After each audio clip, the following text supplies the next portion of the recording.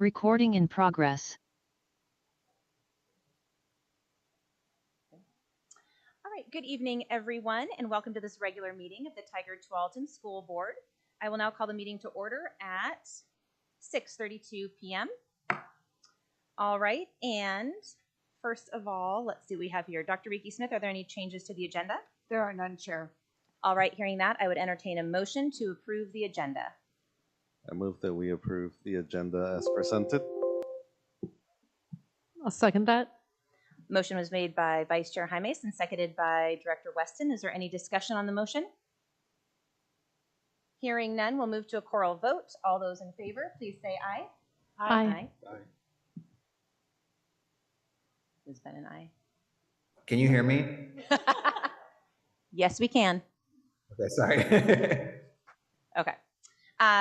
All opposed? Motion carries unanimously. With that, we will move into recognition and good news.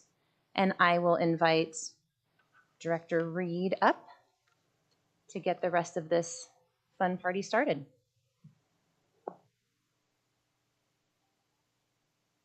All right. Good evening once again, everyone.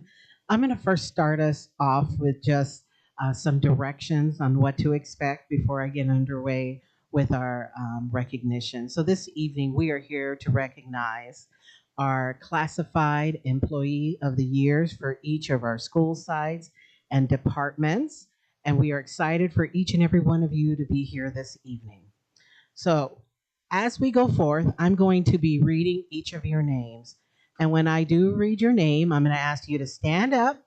You're going to come up here. Actually, you're going to walk around this way. All around this way. I'm just, because you're going to like, thank you, right? And you're going to make your way all the way down this way and stop here. And then the next person would be here and here and here until we have filled this horseshoe here. All right? So which side of the room are you going to start in? That side. Very good. And by the end, you're probably going to be somewhere about here, right?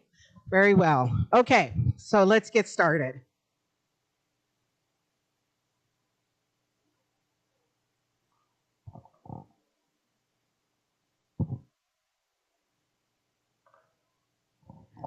Good evening, esteemed board members, superintendent, cabinet members, and guests.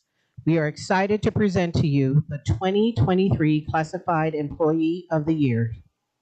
These individuals we are recognizing this evening were nominated by their peers and administrators based on demonstrating the qualities that we are looking for in our Bev Farnsworth Excellence of Service Award recipient.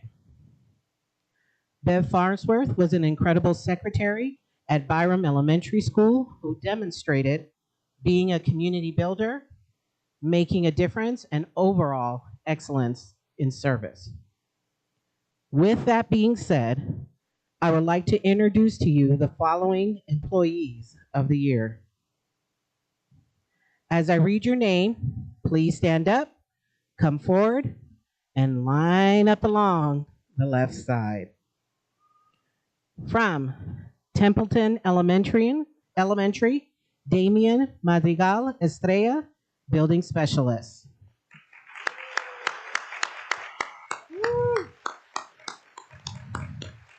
From Hazelbrook Middle School, Taylor Kalman, Learning Specialist Assistant.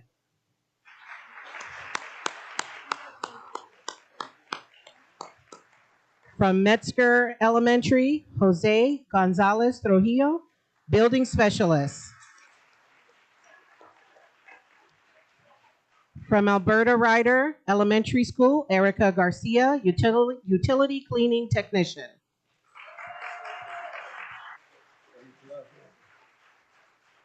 From Bridgeport, Tracy Fedora, Learning Specialist.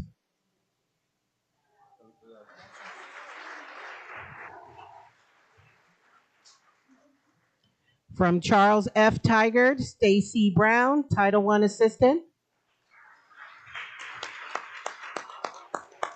Fowler Stephanie Oliveira, Food Service Staff, Kitchen Lead. Tualatin Elementary School, Amanda Thordarson, Head Secretary. TTVA, Stephanie Reyes, Secretary 3. Nutrition Services, Craig Hill, Nutrition Service Supervisor. Durham Elementary, Jill Charbonneau, Title II Assistant. Deer Creek Elementary, Kathleen Cunnington, Building Library Media Coordinator. Ann Hibbard, Technology Department, Kathy Beck, Help Desk Technology Specialist. Tigard High School, Jessica Magnuson, Athletics Secretary. Tualatin Middle School, Marisol Juarez Jaimes, Attendant Secretary. Creekside Community, Sharon Orr, Registrar, Counseling Secretary. Operations Department, Danny Gavaza, Administrative Specialist 4. Tualatin High School, Kathy Stallkamp, College and Career Center. Byram Elementary to Marshall, Building Specialist, Transportation. Susan Adams Forseth, Administrative Assistant.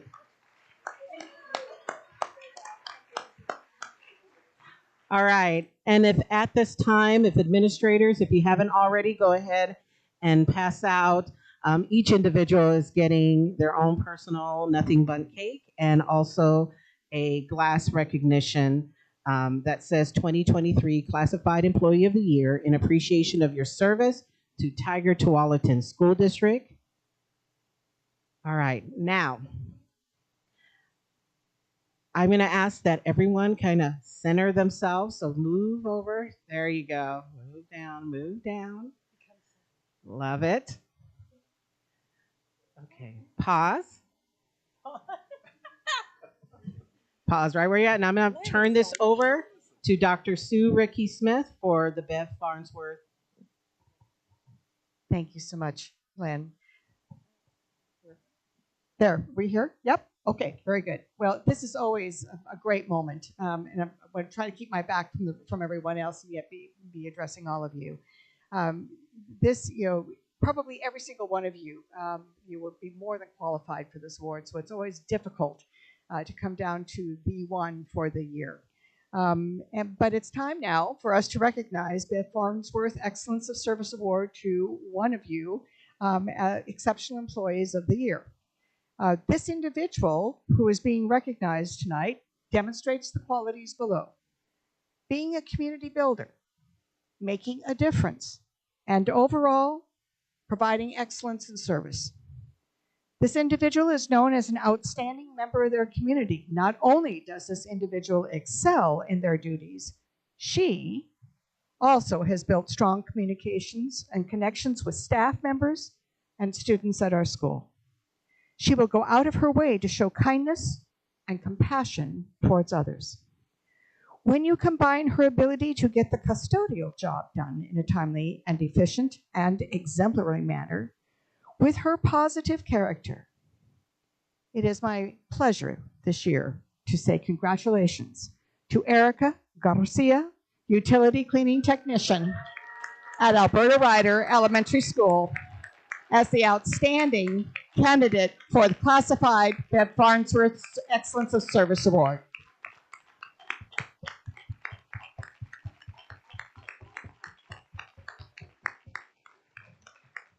Congratulations, Erica, and congratulations to each and every one of you. Fantastic. So if we can have the board members and student members, if we can join this group here, I'm going to try to take a nice picture with everyone. And also just to add that, this was also to precede our Classified Employee of the Year week, and just to recognize that this is just a sampling of a few of the individuals that are doing incredible work in our district. So although we want to recognize them all, we can't always, but I want to definitely say that we are grateful for those that are serving our students. All right, so I think everyone's in there.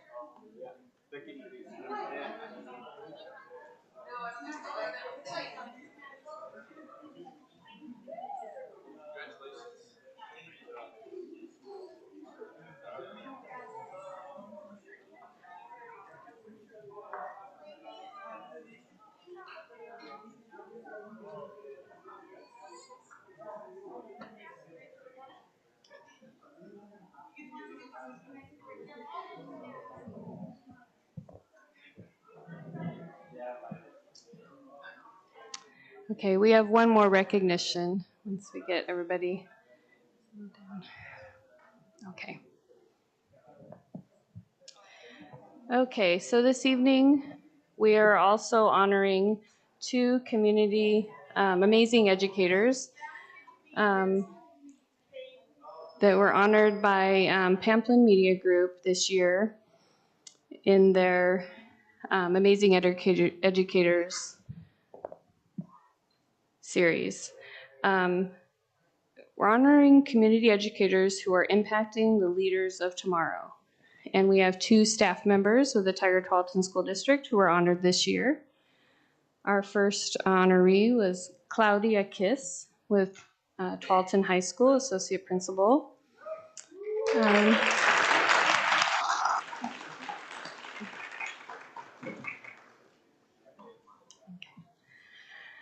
And a quote from Claudia in the article, if you haven't read it, yes, please.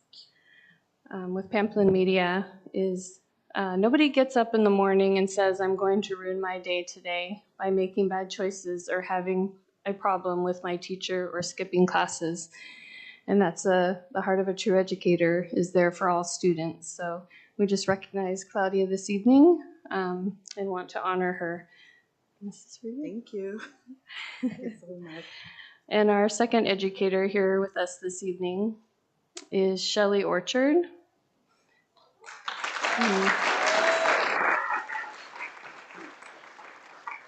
Hi, Shelley. Mary Woodward kindergarten teacher.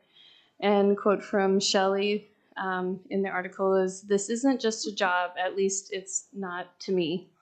And also another example of a true heart of an educator, coming to work every day and caring for their students. So thank you, Shelley, for all of your hard work. And if you could wait a minute, we're going to get a picture with, like, go over there. Yeah, so if you could both go, Claudia, come up and take a picture with the board.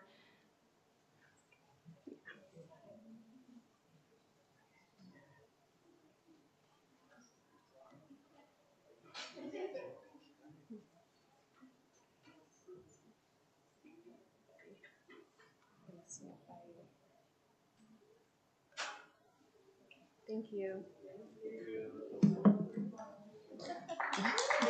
Yeah, thank you, ladies.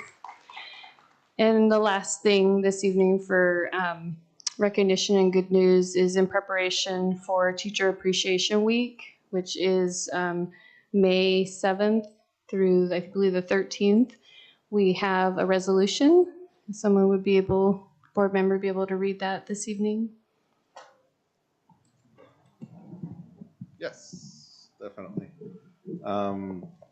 The recognition or recognizing the outstanding contribution of Tigard-Tualatin School District teachers, whereas teachers mold future citizens through guidance and education, and whereas teachers encounter students of widely differing backgrounds, and whereas our country's future depends upon providing quality education to all students, and whereas teachers spend countless hours preparing lessons, evaluating progress, counseling and coaching students, and performing community service, and whereas our community recognizes and supports its teachers in educating the children of this community.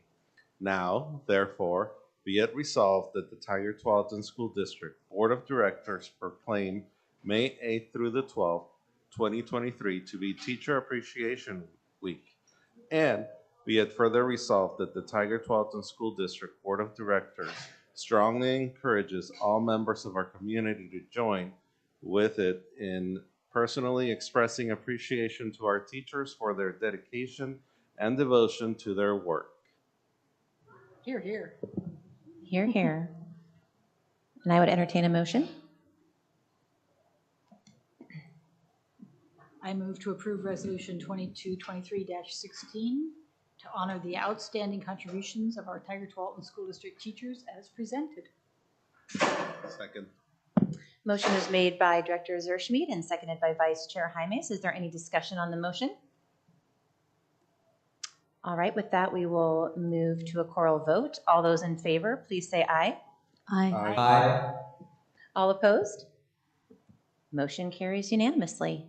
All right, and with that, thank you All so right, much. thank you. Thank you, thank you. And with that, we will move into student representative report. Singular this time. At Tualatin, we had our pageant last week, our Dornbecker pageant. Dr. Bowman was a part of the pageant as well. He was a judge for the pageant. I think it went pretty well. I think the total amount raised is on $8,000 to $10,000. It was pretty fun. I couldn't make it there personally. I was out of town, but I heard a lot about it. We had a big crowd there. People really enjoyed their time, and they'll be back again next year if you missed it. Currently, we have Unity Week ongoing, so a lot of activities at lunch, and I think there's going to be a lesson plan for the students during some time this week. We also have a lot of senior festivities going on around the school with like things like prom. Today was a cap and gown pickup today, which is a pretty surreal moment for most of us. And we had our senior class photo, so we got to saw most of the seniors here at school today, which is something I haven't had in a long time. And with that, Q4 has started. So the end of school is coming up, along with IB testing is on the horizon for most of the seniors or many of the seniors that are in IB courses. In the world of sports, a lot of our spring sports teams are going strong. Our tennis teams have ongoing matches to help offset with their rain-down matches from previous week, which I think is why Tigard is a little absent today. Golf, baseball, and softball are also doing well. Our softball team recently took down the number 2 team in the state, OC, in a thrilling 3-2 match after a rough start to the season, which I think was pretty impressive. And then this Friday, we have unified basketball at the high school from 5 to 7. So if you're free this Friday, you should make it out to Tualatin. Thank you so much. All right, and we will move to superintendent and board communication. Dr. Ricky Smith. Thank you so much, Chair. I would just simply share with the board this evening, and you will see that presentation later in reports, under reports and discussion. David Moore, our CFO, and Community Relations Director Tracy Rose and I are out now doing budget presentations to each of our schools. And in several cases, particularly with our elementaries, we were able to work with 2 elementaries at one site, which has facilitated our ability to get the information out and answer questions in the field. At the end of those presentations, we all offer our email and our offices that if they have further questions or concerns, that they can reach out directly to us, and because we want to make sure that everyone has the information that they need as we move through this process. All right, board members.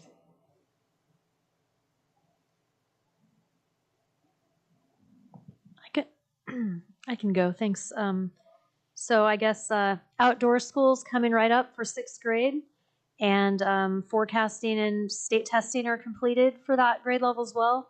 I know Templeton just had their successful jogathon fundraiser, and my high school report is baseball and softball season is well underway, and that's pretty much used up most of my spare time, along with serving on the school board and running for my seat. So a little bit busy on my end, and I also want to express appreciation for the staff that we've recognized today. Thank you for everyone's hard work, what they're doing every day, what everyone's doing every day to serve our young people. All that work really matters, really makes a difference. And I think all of us want to show that appreciation. So thank you. I'll just add, 2 weeks ago, I think it was, I got to go to CF Tigard with Dr. McCall to see the Ignite program in action. That's the one-on-one online tutoring.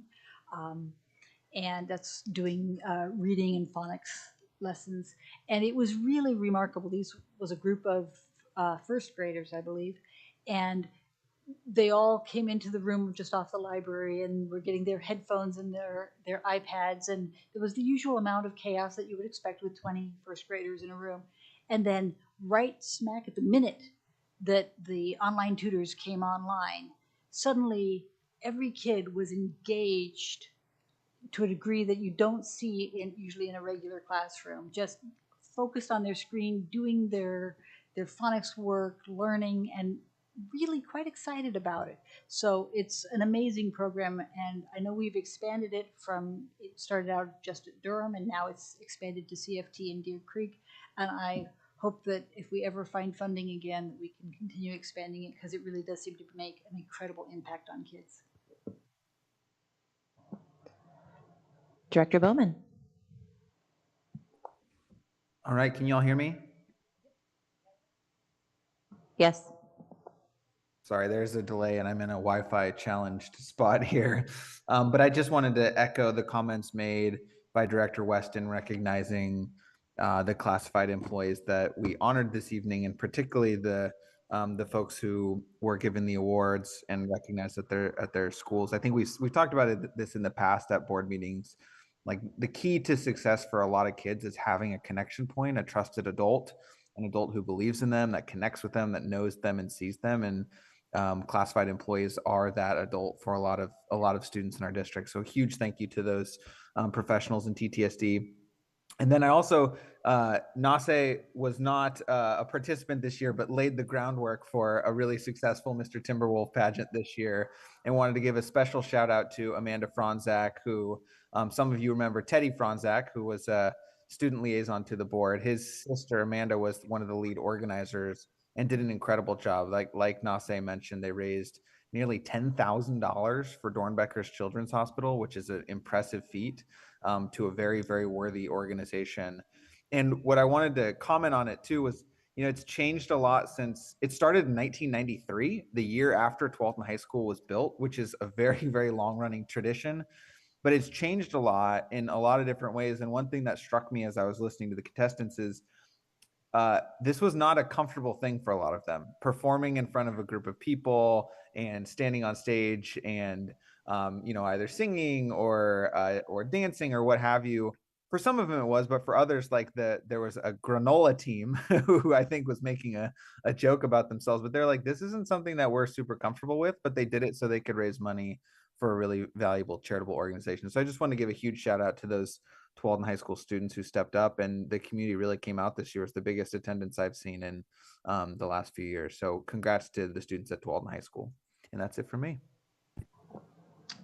I just have a couple things. So fun fact, I was the chairperson for the Mr. Axman pageant at South Eugene High School. And we now know that was post 1993, so we can't overly date me. But that was a really, really fun. We did it for the Children's Miracle Network at that point, but it's fun to see that it's still around and thriving and going strong. Let's see. I did have an interesting experience working with sort of on a panel for ODE and looking over integrated guidance plans this last week, and sort of being a blind panel to kind of see what ODE thought about plans were submitted and then decide if we agree with their recommendations. And so it was really interesting to see other schools and their integrated guidance plans. And it was really great to know what a strong and really drilled down integrated guidance plan we have based on some of the others that we heard and looked at. So that was really, I was internally really proud of the work that we had done, kind of knowing that was out there for another panel to be looking at. And then finally, Director Bowman sort of took the words out of my mouth in terms of what I was going to say about the folks that we honored tonight. But it really is, there's something about the connection for students with a lot of the folks that were honored here tonight, and that person that is just, it's different. It's a different relationship. And the teacher relationships are foundational and really important and critical.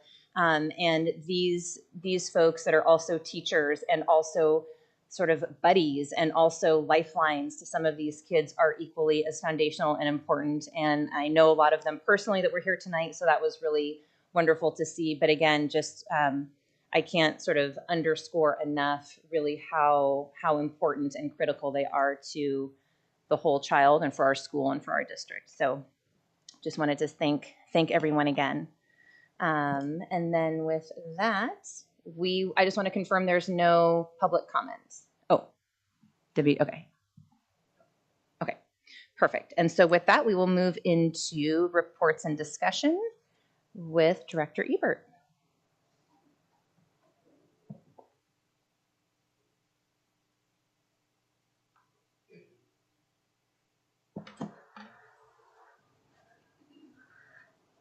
Well, good evening, everyone. I think my trusty partner's joining me. Just going to show her the ropes on how this works. Yeah.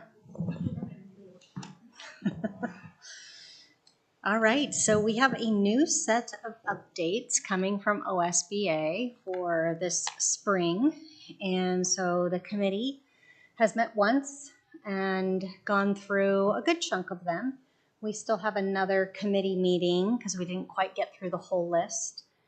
In addition, us as a district had a few corrections or updates, additions that we wanted to make. And so you'll see a few of those this evening. So let's dive right in. All right, so the first one is ACAR, which this was an update from OSBA, and it's a required update, adding the number of days the superintendent or designee will respond to a complaint. Any questions about that? Should be pretty simple and straightforward.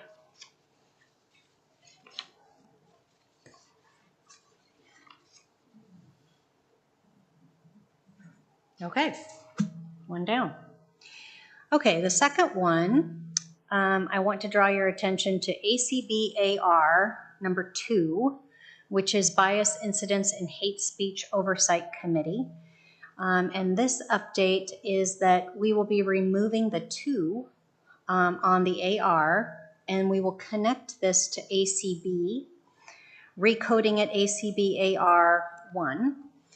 And then creating JCBAR and GBBAR. And this is the Change Bias Incident and Hate Speech to the Educational Equity Advisory Committee. Well, I know that's a lot of information. So maybe if people have questions, we have Jill here on the committee as well. And Len's also worked on this. Any questions about this one?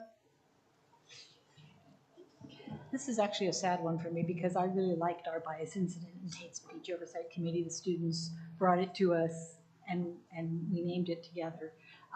But then since it was such a great idea and the state took it on, they gave the committee a new name. And so now we have to follow the state's rules and rename our committee. But there's this nice warm fuzzy feeling in my heart that I know that this came from us and our students originally, and I'm very proud of them. Yeah, and I appreciate that, Director Zersmeet. I think the good news here is that we led the state on this issue, and the state responded in kind. So while we're never crazy about state oversight, I think it's a great partnership, and to know that the students and this district and this board led the way to that action. I think we should, pause and feel good about that work. We were the trailblazers here. Feels pretty good. All right, so any other questions? Okay. All right, the next one is EFAAAR, and this is our reimbursable meals and milk programs. And this was a correction that our nutrition services manager wanted to make. And you'll see that we have updated the meal account language, which is on page, this is a long one. It's on page 6.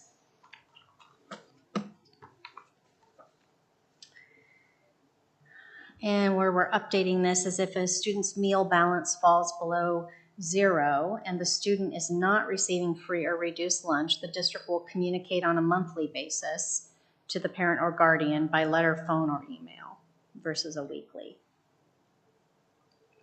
And in addition, further down, number 10, student meal accounts will be charged for second servings of meals or portions of meals served.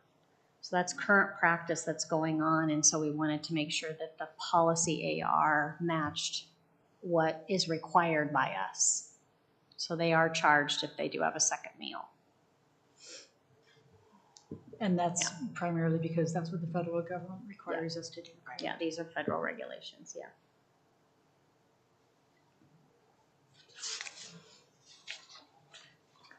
Any other questions or comments there? Okay. All right, next on our list is a new optional policy presented by OSBA that we vetted through the committee and agreed that this would be helpful to us. So the cybersecurity policy, there's an AR that will also go with this and has a lot more detail to it. We're still vetting that through cabinet. We'll have that for you on second reads as an FYI. Okay, any questions about this? Okay. All right, then this is kind of part 2 of ACB. So this is recoding our ACB AR number 1 to GBB AR with updates. So before we did not have an AR that was fitting for when staff had a concern around a bias incident.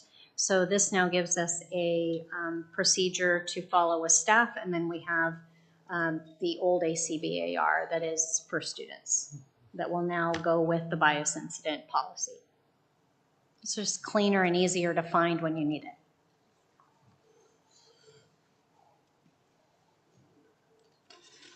Okie doke.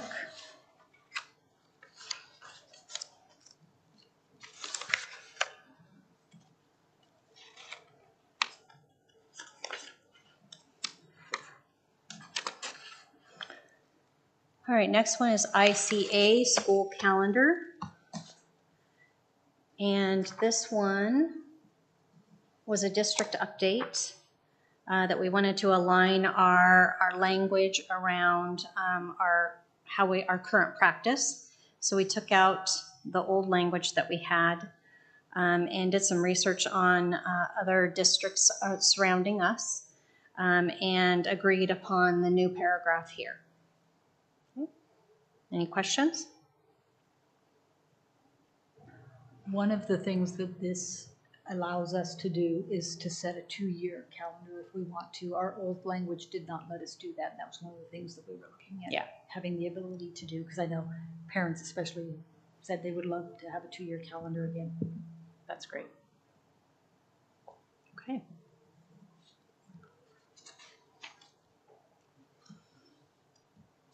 Okay, program exemptions also is an update. It's a highly recommended policy that we already had, so we looked at the updates that OSBA was recommending. In addition, there is an AR that will be, in addition, coming with this one. So you've got a couple ARs to look for attached to policies that you're approving tonight. Any questions on this? So I have one question. I went back into my notes and I couldn't find which we had decided in that at the end of the long gray part where it says requests must be submitted to the teacher or principal. I can't remember which, did we select teacher and building administrator? Is that what we had? That sounds familiar. Because we talked about the building principal or building administrator versus principal. But I think we agreed it was both. Both. We'll remove the brackets. And the thinking there was just that the teacher, being the person who's really dealing with a student, obviously would be dealing with this request, but the principal should also, the building administrator should also know what's going on in the classroom. So that's why the and rather than the or. All right, so one small edit there.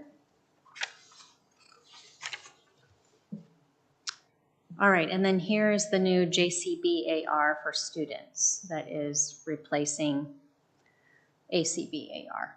So now we've got both the staff and the student attached to bias incident.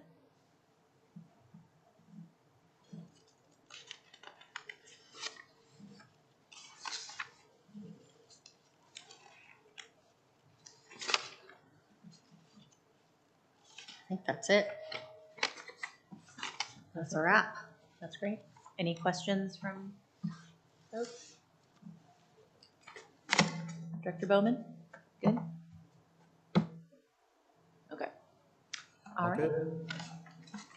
Thank you. Okay, these will be on second reads, and hopefully we'll have those two ARs so that you'll see those together. Perfect. All right, and then we are to our next reports and discussion item, which is the budget update with Director Moore and Superintendent Dr. Ricky Smith.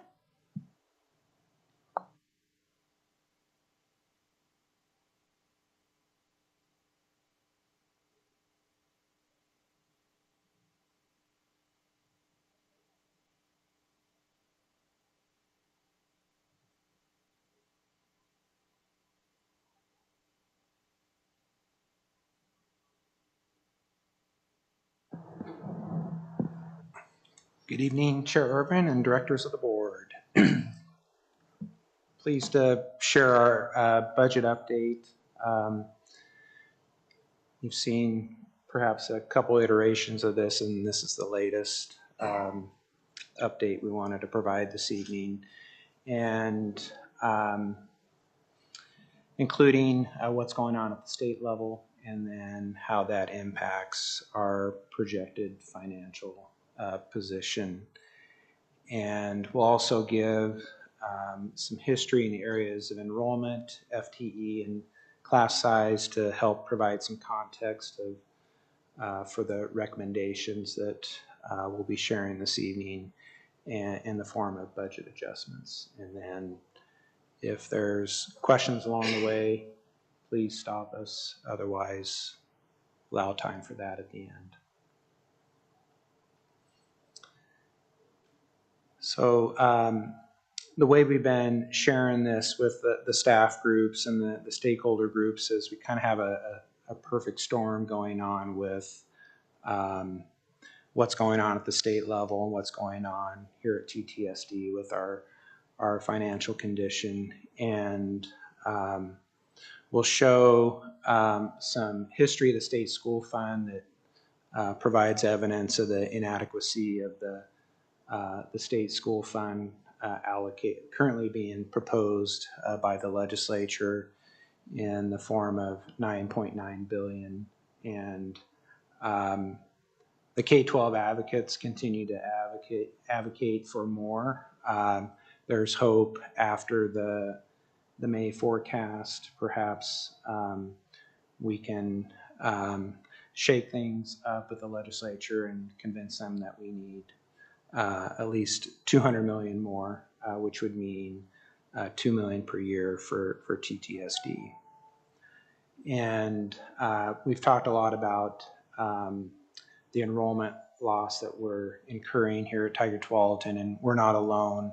The state is down 30,000 students since prior to the pandemic, and we'll share more about what that means for us. And also the third factor, of course, is the inflationary cost factors in all the large areas of our budget, including salaries and benefits, property and liability insurance, transportation, subcost. All the big buckets have significant increases from an annual increase standpoint. So what does it mean for our budget? It means ongoing use of reserves, and we'll share a plan for budget adjustments over 2 years this evening. This graph is that history I was talking about the state school fund and the portion of the state budget it has made up since 2001-2003 biennium. And you'll see in the second marking there in 2003-2005, it peaked at almost 45% of the state budget, and then continually over the next several biennia trends down, and this trend continues until a little bit of a bump when high school success dollars were put in place in 2015-16, and SIA was put in place in 2019-21 biennium. And despite that, in the current biennium, based on $9.3 billion of state school fund, we've dropped to 39% of the state budget, and a $9.9 billion level currently proposed for the next 2 years drops it to 35%. And that's with the one-time use of $1.5 billion corporate kicker, and which doesn't provide a lot of confidence for ongoing sustainability in the state school fund and the resources being used.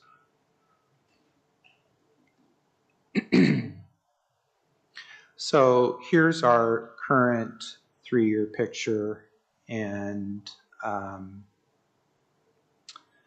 this looks a little slightly different than what we showed the first part of April. And excuse me, I'm gonna have to get water.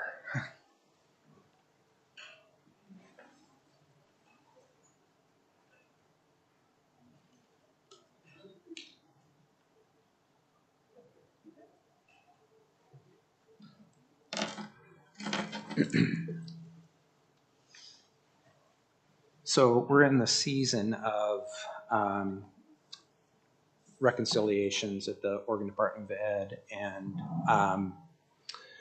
we recently received the final 21-22 reconciliations for 2 pieces of revenue. The state school fund, which was a little bit of a negative adjustment, not significant, but where we took a hit was with the high cost disability fund, which when we did our initial estimate for 21-22, it was based on 175 students that are high cost, and the state allocates $55 million statewide per year to cover the amount of costs that exceed $30,000 for students with disabilities with significant needs.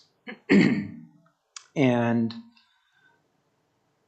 not only did our number trend down, our pre-pandemic number trended down from 175 to 137 kids.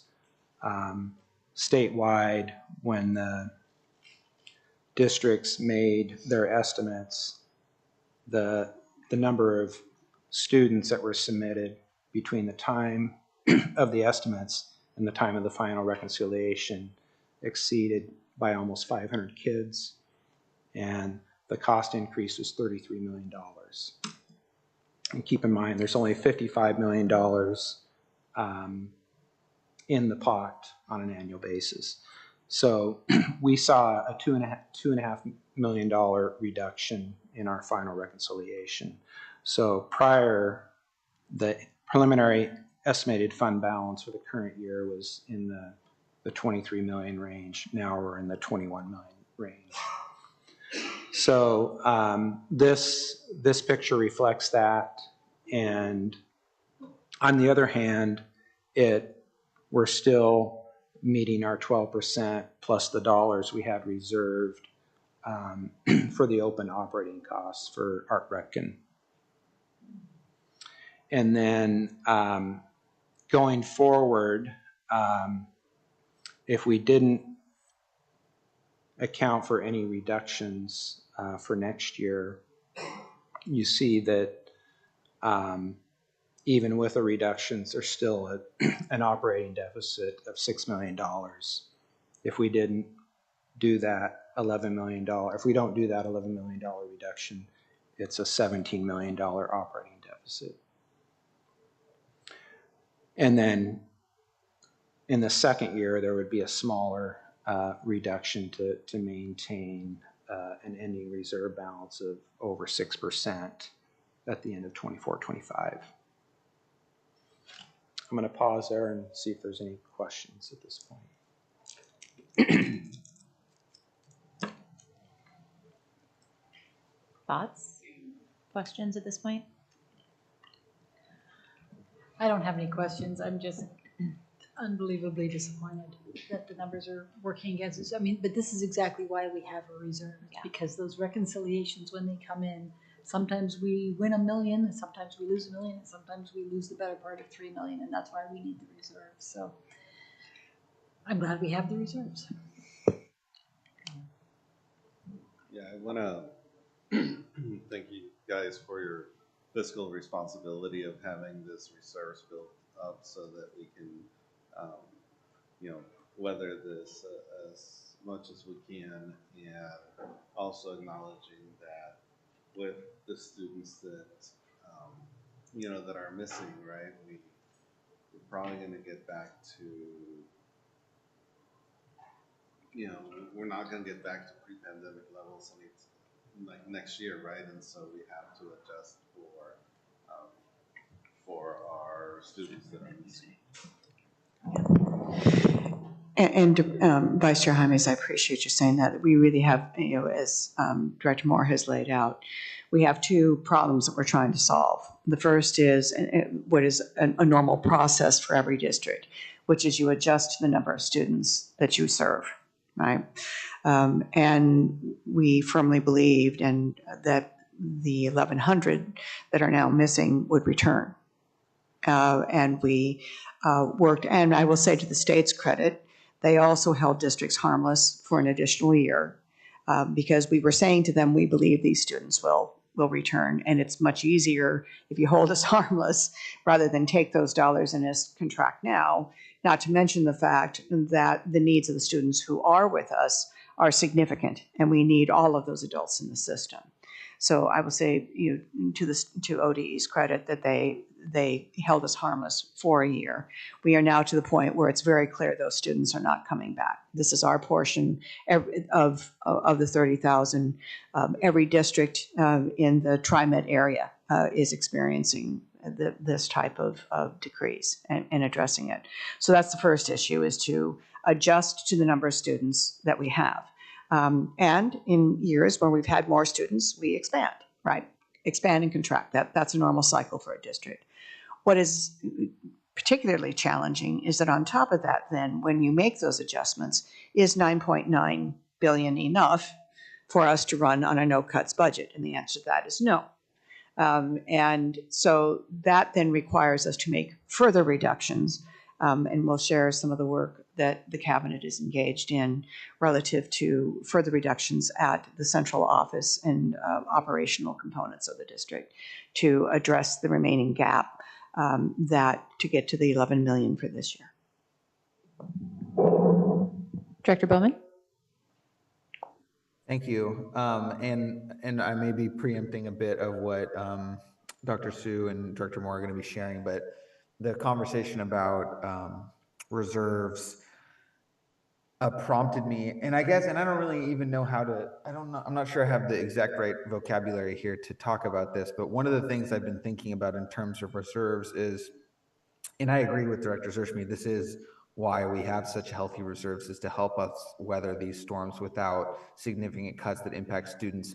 But what I'm worried about is structurally, over a period of the year, if you look at the years in front of us, we can't be budgeting off of reserves without a plan to stabilize. And I'm just nervous about the trend lines here.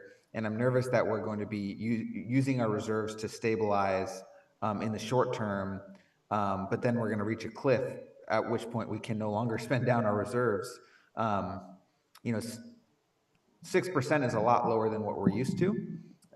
So anyway, a not fully formed thought, and Dr. Sue, I see you reaching for the mic, so I'd love to hear your thinking.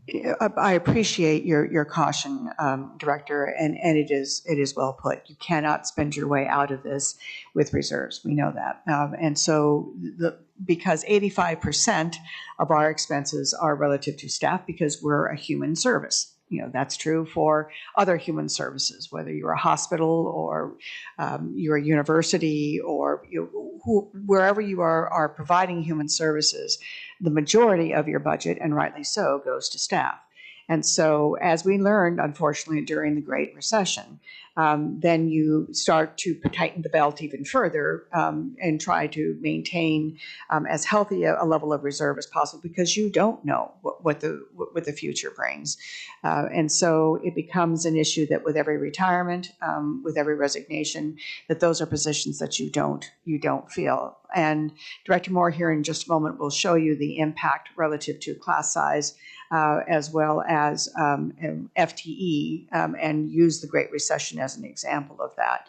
But I think we certainly have the leadership here in Director Moore and the prudent management and stewardship of this board relative to there is a point at which we will no longer further rely on reserves. We'll have to go and look elsewhere for those cuts. At the same time, helping your colleagues at the state legislature understand that this is a thing.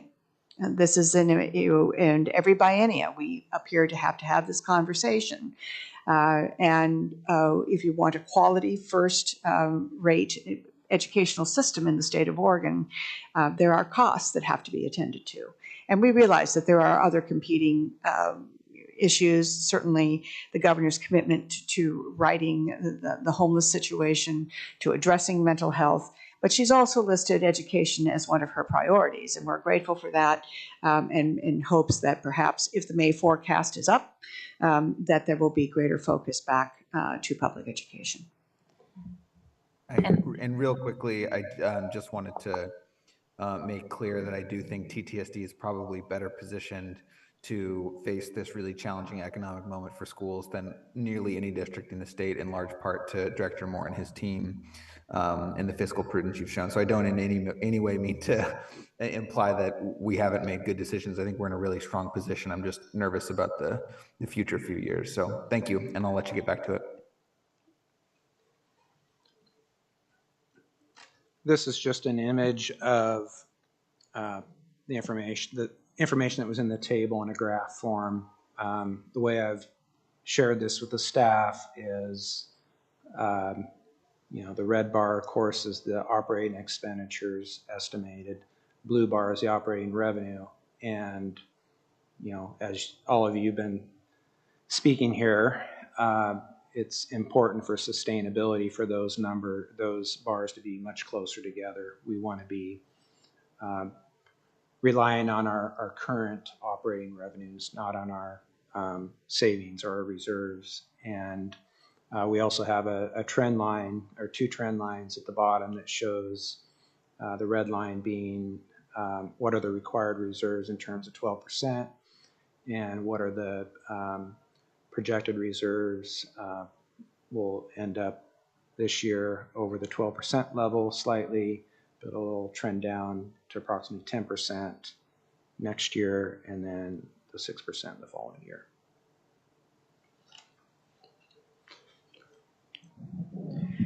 And as the board well knows, again, this is just another graph of our enrollment history.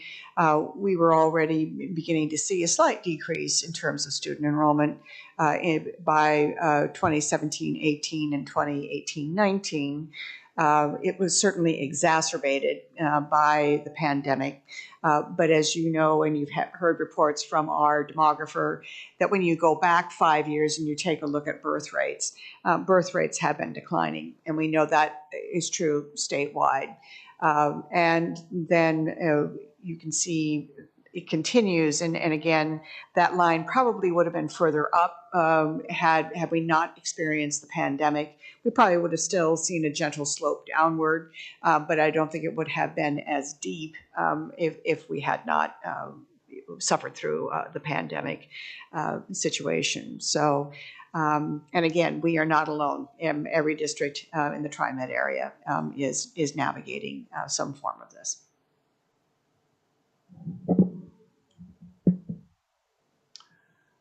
So we've gone back to 2008, 09, and if anybody was paying attention to schools back then, who remembers what happened in 2008, 09? That was the beginning of the Great Recession. So basically districts mid-year were asked to cut their budgets in the second year of the biennium in that latter half of the 08-09 year. And you'll see I highlighted some numbers from a staffing FTE standpoint. And this is based on budget history. And beginning with 08-09, you'll see our back during that time frame, our total FTE in the general fund peaked at 1,062. And when we think in terms of FTE, that's full-time equivalent based on 8-hour positions. And then during that next 4 to 5 years, the district was spending down its reserves. There was a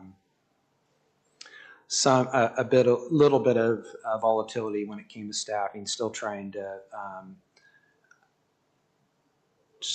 to, as was alluded to earlier, what was the plan to get back to rebuilding the reserves? You can see where there were some reductions in staffing over that next 4 years, where it came to a low number in 13-14 of 905 FTE in the general fund. And then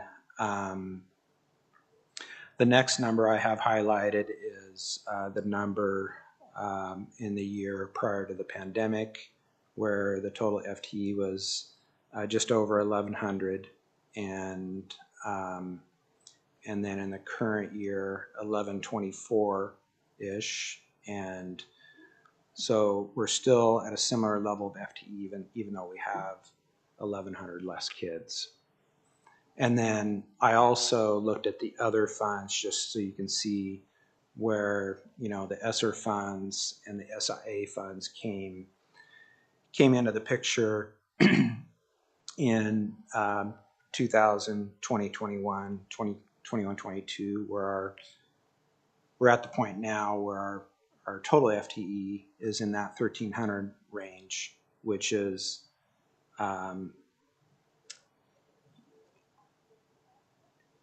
almost 350 plus more than where we were when it bottomed out in 13-14.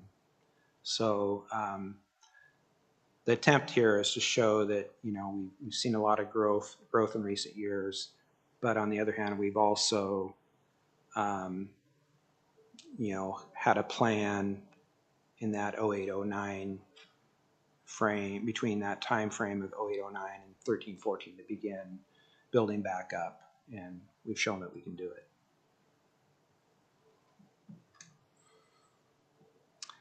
And then you'll see similar years highlighted in the class size history averages.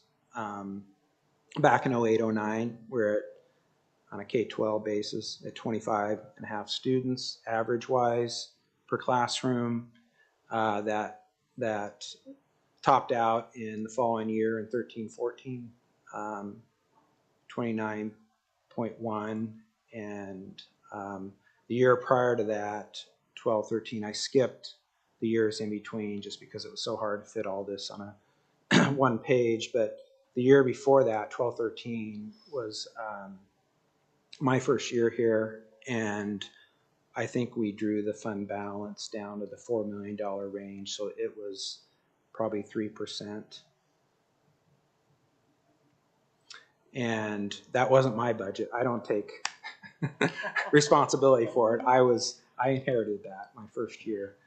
To be fair, that was a planned drawdown. Yeah. We had sort of programmed a flight path, as it were, down, and it actually got down, I believe, to $2.5 million at its lowest point. That's what I was trying to show with the drop in the FTE in that time period. And then, of course, in 2019-20, we're at 25.8, and in the last 2 years, we've been in the 23.5 range. you want to take this? So there, again, back to the two problems that we're trying to solve. The first is that we need to adjust enrollment, or adjust staffing to the enrollment. And the standard that we are using is the class size ranges that we had pre-pandemic. And so that will result in about 500, I wish 500 million, 5 million approximately in adjustments to the budget. And then that leaves us with 6 million to close the gap. And so that is the work of the cabinet and department directors. There has been a fair amount of work that has been done trying to look for those areas within budget that are, important but not mission critical. As we've shared with you, there are certain areas that we want to hold harmless, if you will. First and foremost, what's guiding this work is what is in the board's strategic plan and what are the goals of the strategic plan. I will be totally transparent with all of you in the face of $11 million this year and in the face of $4 million more the second year. Not all of those goals initially will be able to be addressed. Certainly the focus remains laser sharp relative to student achievement, academic growth and achievement, and in language arts and in math and in other areas, but specifically the 5 and 8%. That work continues regardless. And we are also highly committed to our specialized instruction, to our special education students, to our students who are multilingual and receiving English language development services. And there are other areas, certainly as the governor has put a marker down for early literacy, there are things that we are attending to at the elementary level to ensure that we are able to meet House Bill 3198, which is winding its way through.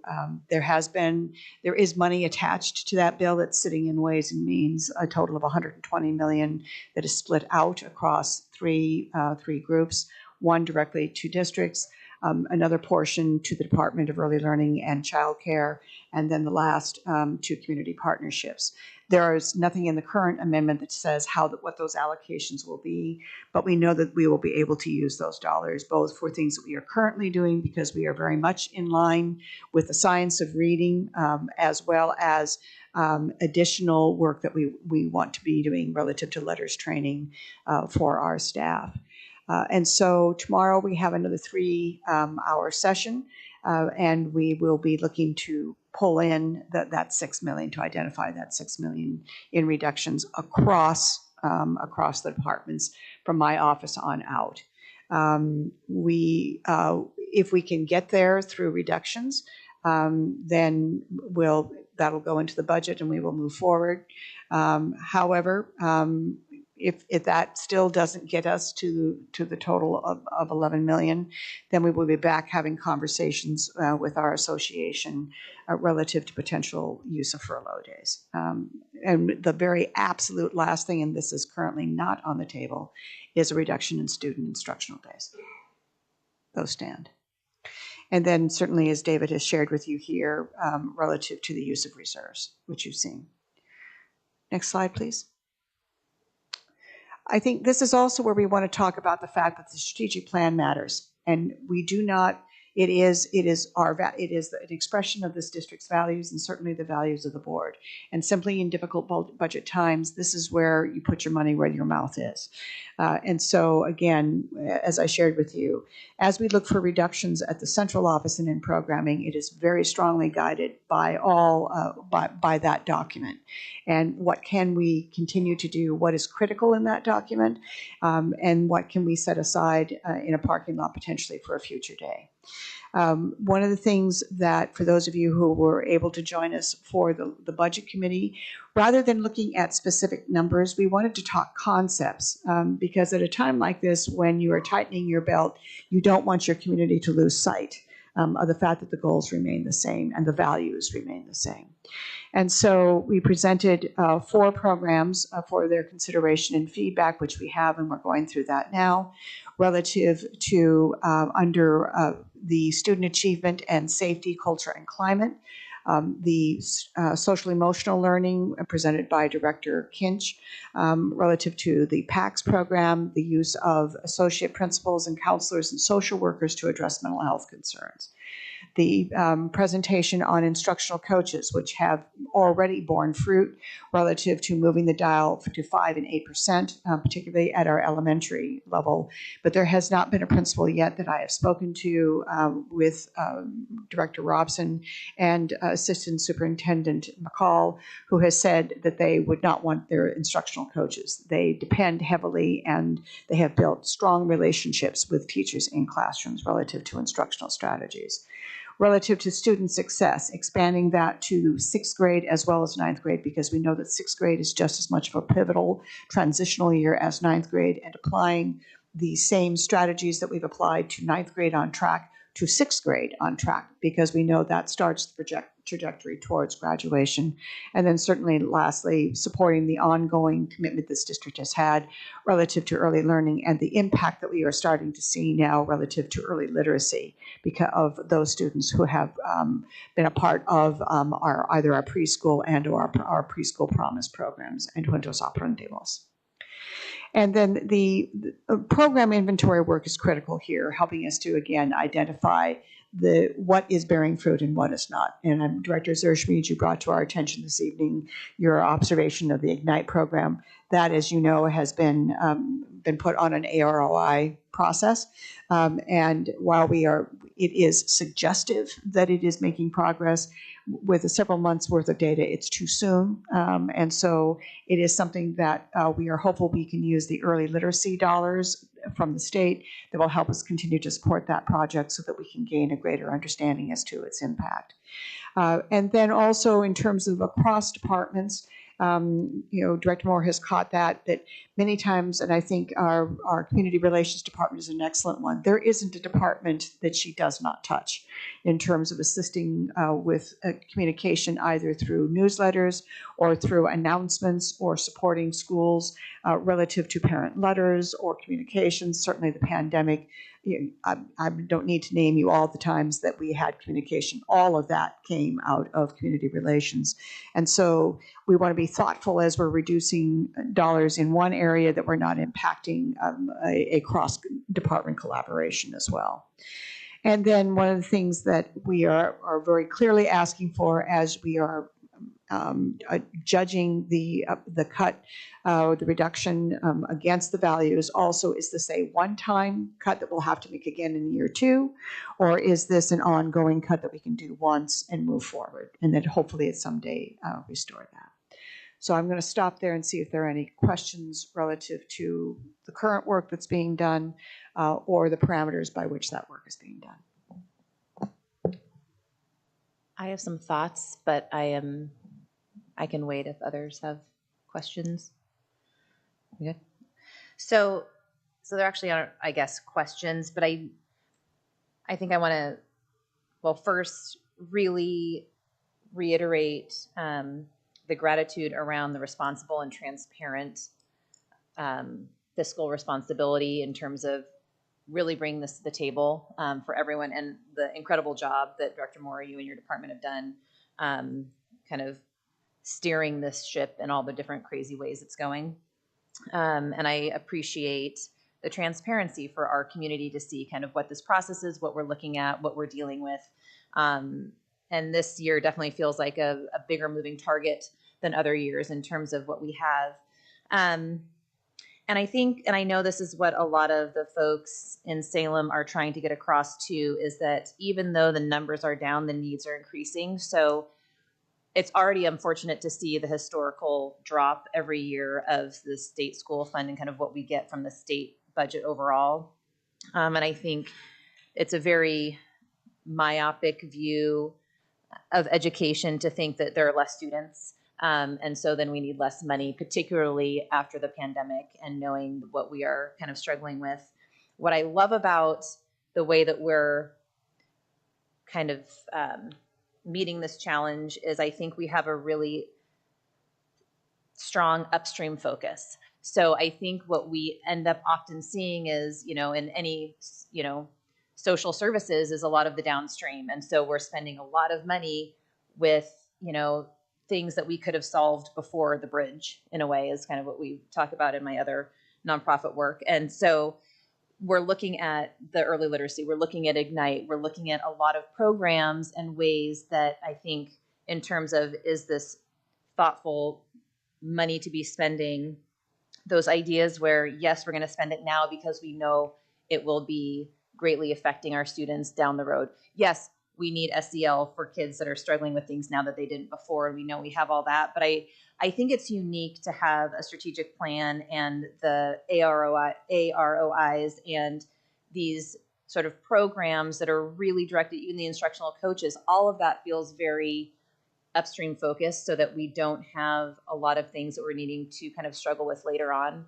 So I just wanted to commend the district on sort of putting that together in ways that maybe weren't necessarily on purpose at the time, but really having so many things laid out that we're really, we aren't kind of playing catch up in some ways. And I think, so there's no question there, except to say that I hope we get a little bit more money. I think that's what we're all hoping. And then I think the way that you are approaching this is really thoughtful and really kind of responsible in terms of what we're trying to do based on our strategic plan. That was rambly. There's just one thing I want to point out for anybody who might be watching at home and who is concerned that we are proposing not cutting special ed and not cutting programs for our English language learners. I would just want to remind those folks that we get a double weighting for our special ed kids. That is to say, we get twice as much money from the state per child. And for our English language learners, we get 1.5 times. And so we get more money from the state for those students. And so it is good and right and moral that we then spend that money on those students. And so keep those programs intact when we can. I would also offer, Director Sir-Schmid, that it is a federal mandate that we serve those students. So it is important that we pay attention to all of our children. Director Moore, support folks. Sarah Maravsda was wearing a shirt the other day that said equity is not a pie, and she's correct. It is not. We serve all of our children, and certainly those where there are federal mandates, we pay attention to that. But we don't do it because it's a federal mandate. We do it because that's what's right for the child. And then we double check our work against what the federal mandate requires of us.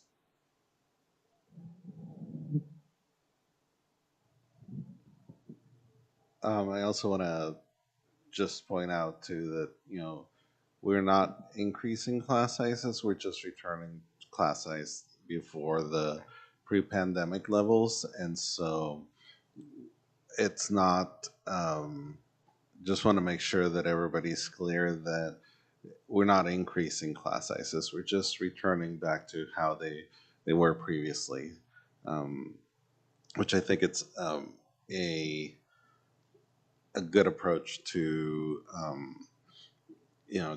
just a good approach to bringing down our deficit in our budget. And so I think that that's going to take us a long way. And then also readjustment at like you were saying, at the district level as well, showing that, it's not just about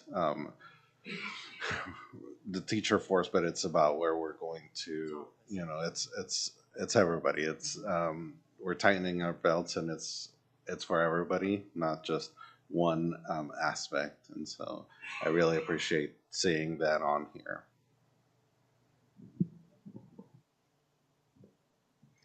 Well, I want to also thank Director Moore and our superintendent for all the work and all the cabinet that went into this. I did want to go back a few slides to the FTE page, if that's possible.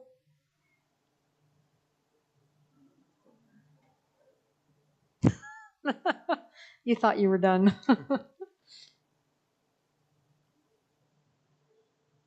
The FTE one?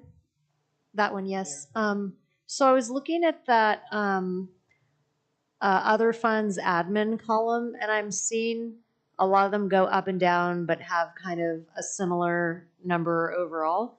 But the other funds admin column is 0.95, and then it's currently at 11.88. And I thought that was very interesting, and I'd like to hear more about what that currently is, and if there's any numbers about how effective those additional admin staff are, because that is a huge difference over time. That's way not similar to the other columns.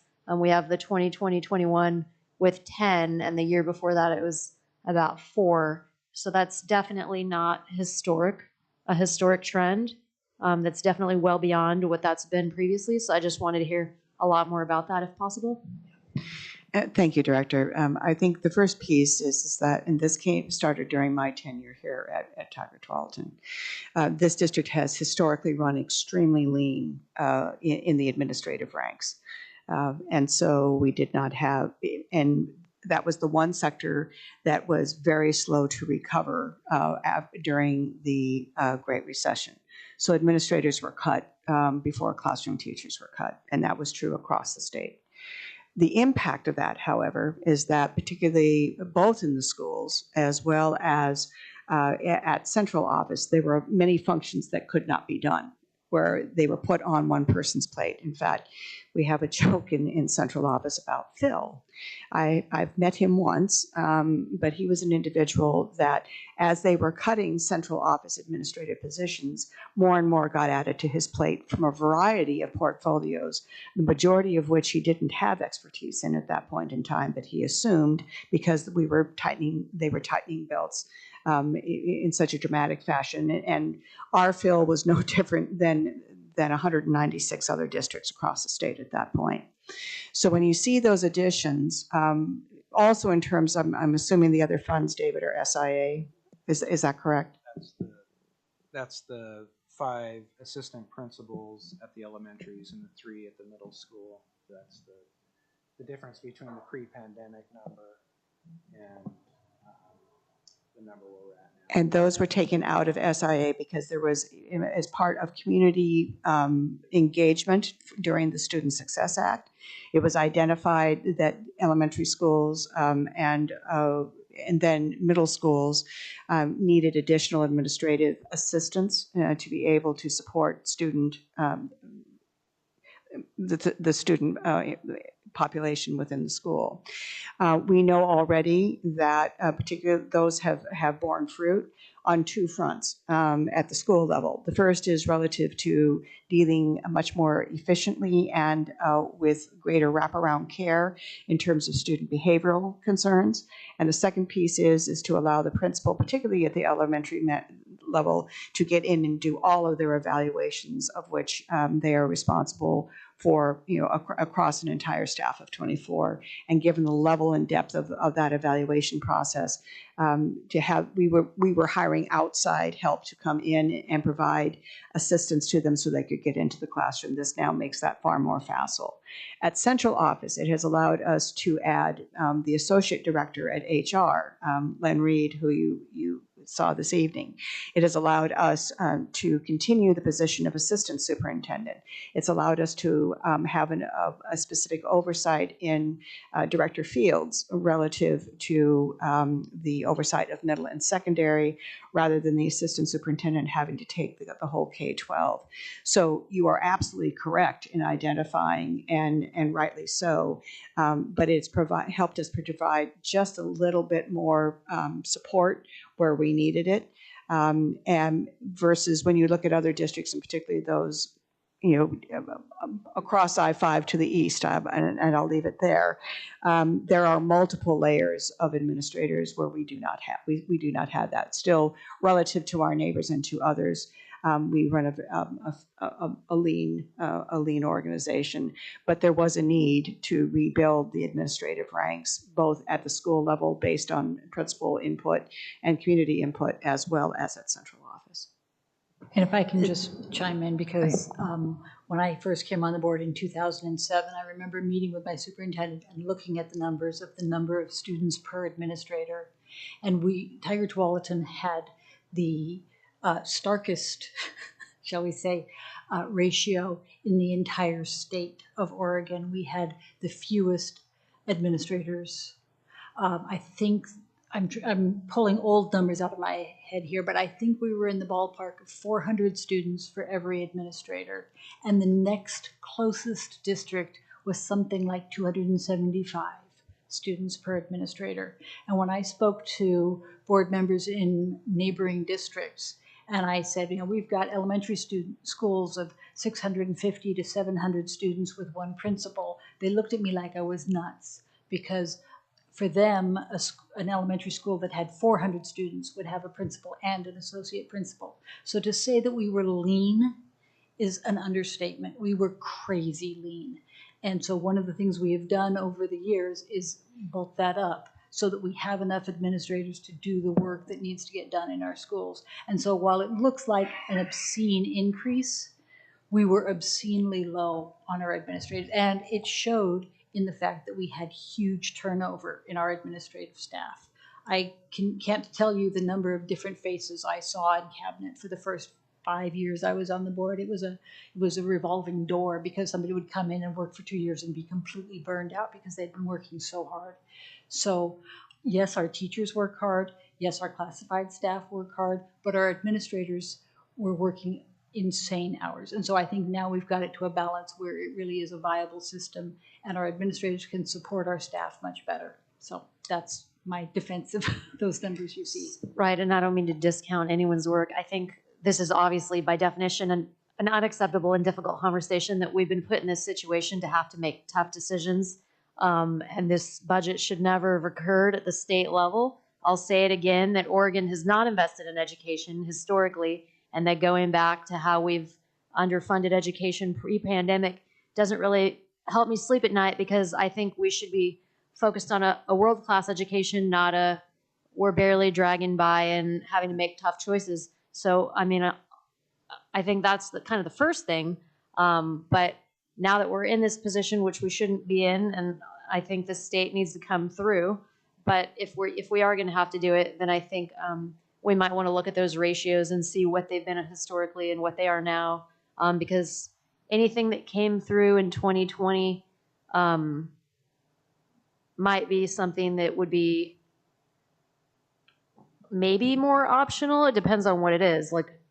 So I think we'll just want to look carefully at those. I mean, we're kind of grasping at straws. There's obviously no good solution. Well, and I think really quickly, the other thing to remember, and we could still sort of piece this out, is a lot of those are other funds that we are using to pull kind of versus the general fund for those kind of other buckets of money for those positions. And so my sort of agreeing with all of that, kind of all of the things are not desirable in terms of what we're having to do. But I do think it's just important to kind of note that a lot of the same with the other teaching positions and admin, we've been able to add through ESSER or SIA or, other buckets that versus sort of our general fund. And then the other follow-up for another day question, I do have one now, which is looking at those, particularly with admin or all of the pieces that are part of the other funds, where do those fall, when those numbers are going to be shifting, which we know, well, certainly we have the cliff for ESSER 2 and those SIA. So I think a secondary unpleasant conversation is sort of where can we wrap those back in at a certain point. Correct. And I think, and again, Director West, I want to say thank you for bringing that to attention, because that is always something that we want to be thoughtful about, but there have to be a certain number of administrators to be able to do the work. But certainly if we have to do further belt tightening, we've already made the adjustment relative to the classroom. You work with due intention not to impact the classroom any further. And so then you start asking the question relative to the administrative positions at the school, particularly at the school level. what is still bearing fruit, what is still being, still impactful, and particularly when you are with our students still navigating the impacts of the pandemic. Those additional hands so teachers can teach. That's also the trade-off. That so the teacher can focus on teaching rather than trying to manage the student necessarily. So those are all the things that we take a look at, and certainly if there are further cuts relative to staffing, then you have to make those hard choices relative to administrators and other services and other staff services that you have. Really, our biggest problem is we have really great staff and we don't have enough dead wood. If we just had more dead wood, it would be really easy to make the cuts. But we don't. Yeah, true that. Any other questions from the board? I think we're good. Thank you so much. Thank you so much. Those are tough conversations, I know. So I appreciate your work on that. I also do, I apologize, I do also want to commend Director Ebert and her staff and Director Fields and our assistant superintendent, having the hard conversations with our principals relative to the staffing and providing a great deal of wraparound support during this process. For many of our administrators, this is the first time they've had to work through this, and quite frankly, it's gut-wrenching. And so I wish to commend that staff. Director Ebert is, it's worse than the NFL draft because she's got to, figure out all the positions and then look at the contract and then figure out, a variety. It's like playing 3D chess standing on one leg. And so she has, really done a yeoman's job along with Director Moore. And I cannot imagine working through this without their expertise and the support, certainly of Director Rose as well, in terms of helping us communicate this. So it again takes a village, and I'm hopeful the board sees that we have a very talented village as we do this work. Thank you so much, and I think the whole board echoes just the incredible gratitude we have for our district staff and our cabinet and all the work that goes in, especially in times like this that are not pleasant. So I appreciate everyone and their part that they're doing for this and for our community and for our kiddos. So thank you. Patty, I'm just confirming there's no public comment. All right. So with that, thank you all for being here tonight and for those that are watching virtually. And I will adjourn this meeting at 8 o'clock on the nose p.m.